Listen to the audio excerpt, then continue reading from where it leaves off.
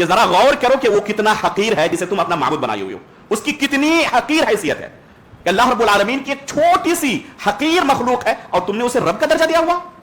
کیا وہ رب بننے کا مستحق بھی ہے؟ خالق کل شیء فاعبدوہ، جو ہر چیز کا خالق ہے، عبادت کا مستحق فقط وہی ہو سکتا ہے، اس لیے اسی کی بس عبادت کرو، اس کے علاوہ کسی کی عبادت نہ کرو. یہ زمین کیا کہا ہم نے کہ اللہ کی مخلوقات میں سے بہت بڑی مخلوق نہیں ہے، دوسری مخلوقات کے بالمقابل ایک چھوٹی سی مخلوق ہے. ان کفار و مشرکین کے بڑے بڑے ماہرین کا دعویٰ ہے، سائنسدانوں کا دعویٰ ہے کہ یہ سورج جسے ہم روزانہ دیکھ رہے ہیں یہ اس زمین سے 13 لاکھ گنا بڑا ہے. اس زمین سے یہ سورج کتنا بڑا ہے؟ 13 لاکھ گنا بڑا ہے. یہ انہی سائنسدانوں کا دعویٰ ہے جو اللہ رب العالمین پر ایمان نہیں رکھتے. یہ علم کا ہونا بہت بڑی بات نہیں ہے. اگر یہ علم اسے اس کے خالق تک نہ پہنچا سکے، اللہ رب العالمین کی معرفت تک نہ پہنچا سکے، تو اس سے جہالت ہی بہتر ہے. ایک بندہ جو اللہ رب العالمین پر ایمان رکھتا ہے لیکن جاہل ہے، ان چیزوں کو نہیں جانتا، وہ اس سے کہیں بہتر ہے جو ان چیزوں کے اندر ریسرچ کرتا ہے لیکن اللہ رب العالمین تک نہیں پہنچ پاتا. وہ ریسرچ کرتے ہوئے کیا کہتے ہیں کہ یہ سورج اس زمین سے 13 لاکھ گنا بڑا ہے. اس سورج کو کس نے پیدا کیا؟ اس سورج کا بھی خالق اللہ رب العالمین ہے. اگر اس طرح کی 13 لاکھ زمینیں ہوتی تو ایک سورج کے برابر ہو سکتی تھی.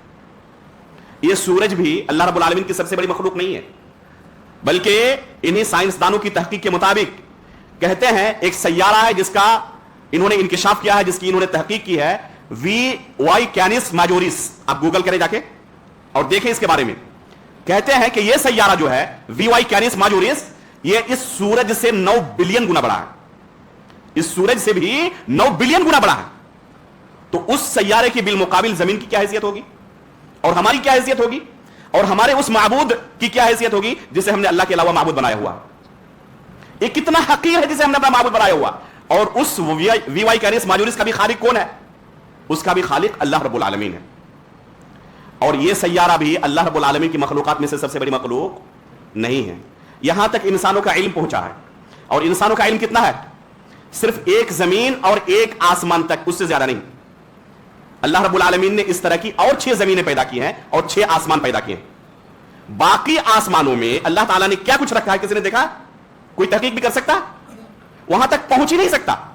اللہ رب العالمین کی مخلوقات میں سے ایک چھوٹی سی مخلوق چاند تک اگر پہنچ گئے تو اپنی کتنی بڑی کامیابی تصور کر رہے ہیں، ہے یا نہیں؟